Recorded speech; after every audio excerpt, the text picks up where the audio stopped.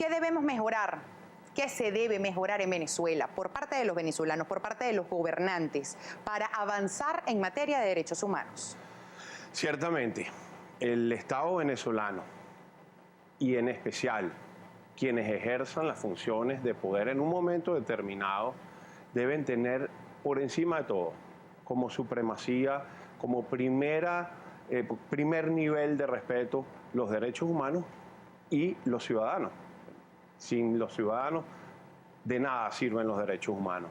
Es a los ciudadanos a los que el poder se debe. Y hasta que no entendamos eso, pues se van a producir diferencias y vamos a tener ciudadanos de primer nivel, ciudadanos de segundo nivel, dependiendo de los intereses en un momento determinado del Estado. Por encima de todo está el ciudadano, y las sociedades en el mundo que han entendido eso han evolucionado a un nivel superior, en los que obviamente vemos que la convivencia, la tolerancia, la discusión de las ideas es la línea cotidiana de la convivencia. Eso es fundamental. ¿Qué hace falta para que se entienda eso? Conciencia. El llamado es a la conciencia de todos los venezolanos, tanto los líderes de la oposición como los líderes del gobierno, entender que por encima de todo somos hermanos, somos venezolanos, que por encima de los intereses políticos o los proyectos políticos que se puedan tener está el desarrollo del Estado y de la nación y de todos los venezolanos, de la patria, que es un concepto que se está usando tanto el día de hoy, pero la patria es de todos, no puede ser más de uno que de otros, la patria es de todos, y mientras eso no se entienda, seguirán habiendo manifestaciones, seguiremos teniendo gente en la calle y lamentablemente seguiremos viendo hechos de violencia reprochable como los que hemos vivido los últimos días en Venezuela. ¿Cuándo los venezolanos permitieron que la violencia fuera algo cotidiano? Desde que te paras en la mañana, desde que te transitas por cualquier ciudad en la que vives, desde la manera de convivir entre los venezolanos. ¿Cuándo se permitió que la violencia fuese algo cotidiano? Bueno, yo debo decir con propiedad que desde el año 2001 existen registros en Venezuela documentados de que pues, el gobierno ha permitido la existencia de grupos con intereses políticos que tienen acceso a armas. Esta existencia de colectivos como los Tupamaros es inaceptable en un Estado democrático, y mucho más donde existen cuerpos de seguridad que por delegación de todos los ciudadanos ejercen el poder y la autoridad en favor de la seguridad de todos. Eso en una parte. Y en segundo, en cuanto a la inseguridad que todos los venezolanos vivimos, eso es una marea que va subiendo en un estanque en el que todos los venezolanos estamos, y el agua cada día está más arriba y no nos damos cuenta hasta que la tenemos al cuello y nos es difícil respirar. Tenemos que ser conscientes de que hay que luchar por acabar la inseguridad en este país. Tenemos muchas más preguntas de nuestros televidentes, de nuestro público, y Wilfredo las comparte con nosotros. Sí, Carolina, le preguntan nuestra audiencia a través del Twitter, nuestro Twitter @primerapágina. Por ejemplo, el señor Ronald Frías pregunta: ¿tratar de fascistas a millones de venezolanos, no es esto incitación al odio, señor abogado? Efectivamente, las calificaciones, los tratos peyorativos, los maltratos verbales solamente nos llevan a mayor confrontación y nos acercan más a la violencia. Debemos empezar por tratarnos todos como ciudadanos, recuperar el trato cordial, los buenos días, las buenas tardes, el usted. En Venezuela se hace urgente el reconocimiento del otro y se hace urgente el respeto de todos. Pero ese ejemplo debe empezar por el gobierno, porque el gobierno es el padre de casa. El gobierno debe respetar a los líderes de la oposición, a los estudiantes, a todos los ciudadanos, al ciudadano de a pie, al elector, porque somos los que hacemos justamente la patria y somos los que, en definitiva, ponemos a los que están en el gobierno en un momento determinado. ¿Tenemos más participación? Sí, tenemos mucha más participación. Por ejemplo, el señor José Martín Mendoza dice: ¿qué espera la Comisión Internacional de Derechos Humanos y la OEA y la Casa Blanca para pronunciarse al respecto? La crisis de Venezuela pica y se extiende. Lamentablemente en este momento yo siento, en lo personal, es una opinión, que los órganos en específico de la Organización de Estados Americanos encargados de estos temas están aletargados ante lo que está ocurriendo en Venezuela. Sin embargo, es imperativo, y de hecho en estos días lo estaba referenciando, que es necesario de cada uno de los acontecimientos imponer lo que está ocurriendo a la Comisión Interamericana de Derechos Humanos para que tome las medidas y, en el caso que sea necesario, decrete aquellas medidas provisionales para proteger a los ciudadanos que están en un momento determinado en una situación de riesgo o de peligro en cuanto a sus derechos humanos en Venezuela. Wilfredo. Tenemos otra interrogante de nuestro público a través del Twitter. María Torres nos pregunta: una señora le pegaron y robaron envase de Aragua por policías de Aragua mientras estaba en la manifestación. ¿Dónde están sus derechos?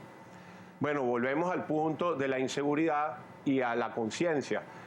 Obviamente, cuando tenemos unos cuerpos de seguridad que desvían sus funciones, y no tengo que decir que no se trata de todos los policías, no se trata de todos los funcionarios públicos, algunos que en un momento determinado pues sencillamente se separan de lo que son sus principios, pues volvemos a caer en el tema de los valores, de la conciencia y obviamente de ese deber del Estado de garantizar la seguridad de los ciudadanos. Es lo mismo que si hubiera sido esta señora agredida por grupos armados. Estamos ante un problema de inseguridad inminente, que es lo que está motivando principalmente, junto con otros problemas severos del país en este momento, las manifestaciones masivas que están ocurriendo en estos días en Venezuela. Tenemos mayor participación de nuestro público. Wilfredo lo comparte con nosotros. Exactamente, era lo que iba a decir, la información a través del Twitter. Todas las interrogantes son realmente muchísimas. Tenemos, por ejemplo, Alicia Guillén, que nos pregunta: ¿aún están los estudiantes presos sin poder sus padres y abogados hablarles? ¿Eso lesiona sus derechos humanos? Es una interrogante.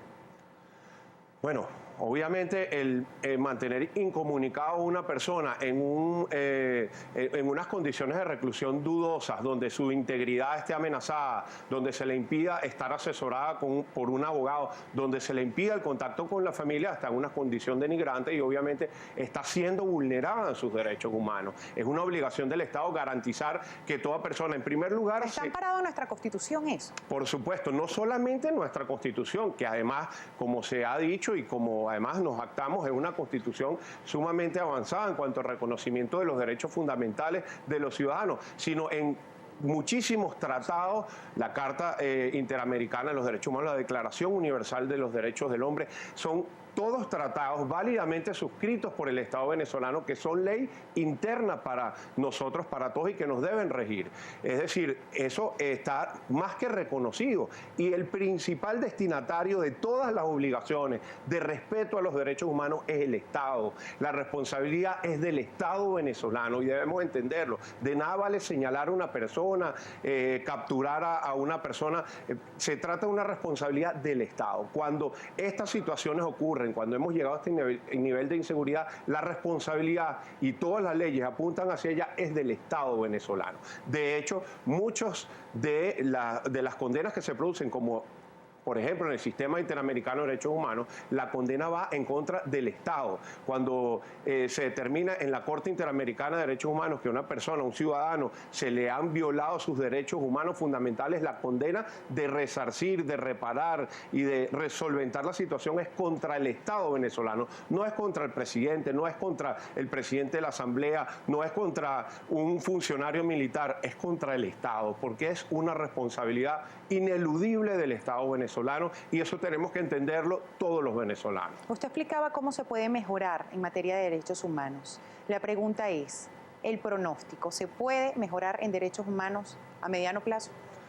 En la medida en que todos los venezolanos luchemos por nuestros derechos humanos, en la medida en que todos, igual que se ha hecho costumbre del venezolano portar su Constitución, pues tengamos nuestra Declaración Universal de Derechos del Hombre y andemos con ella para arriba y para abajo y hagamos exigir esos derechos, pues los vamos a reivindicar, porque si no hay una lucha por los derechos, si abandonamos ese sagrado derecho de protestar, pues sencillamente, pues cada día vamos a estar en una peor situación. 5 elementos puntuales para despedir que se necesiten para mejorar en derechos humanos a mediano plazo, si todos coinciden. 5 elementos. En primer lugar, conciencia de todos los ciudadanos venezolanos de que convivimos en esta patria y seguirá siendo así. En segundo lugar, como lo dije, el primer destinatario es el Estado venezolano. Debe garantizar la integridad de todos, no de unos sí y otros no, de absolutamente todos los venezolanos. En tercer lugar, todos debemos entender que protestar no es ningún delito. Protestar es un derecho constitucional y debe ser respetado. Y en tercero, hagámoslo, pero hagámoslo de forma pacífica. Y cualquiera que manche una protesta pacífica está manchando el nombre de nuestra patria, nos está manchando a todos los venezolanos y lamentablemente está acabando con el sueño de todos de hacer un mejor país.